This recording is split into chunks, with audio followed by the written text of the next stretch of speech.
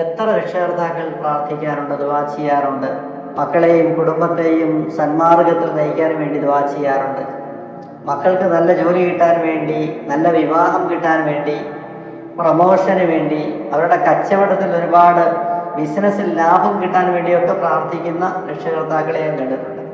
എന്നാൽ അതോടൊപ്പം തന്നെ മക്കൾക്ക് ഭാവിയിൽ ദീനീ രംഗത്ത് ഉറച്ചു നിൽക്കണം, അള്ളാഹുവിന് ഭയമുള്ളവരായിരിക്കണം, പരോപകാരം ചെയ്യുന്നവരും ധർമ്മിഷ്ഠരുമാക്കി എൻ്റെ മക്കളെ മാറ്റണമേ, സഹജീവികൾക്ക് ഉപകാരം ചെയ്യുന്നവരാക്കി മാറ്റണമേ, അള്ളാഹുവെ എൻ്റെ മക്കൾക്ക് സൽസ്വഭാവം കൊടുക്കണമേ, പടച്ചവനെ എൻ്റെ മക്കളെ നീ അഹങ്കാരികളാക്കി മാറ്റല്ലേ, ഇങ്ങനെയൊക്കെ ദുആ ചെയ്യുന്ന എത്ര പേരുണ്ട്. അള്ളാഹു പഠിപ്പിക്കുകയാണ്, യഥാർത്ഥ സത്യവിശ്വാസി തൻ്റെ മക്കളുടെ കാര്യത്തിലും ശ്രദ്ധിക്കുന്നവരായിരിക്കും.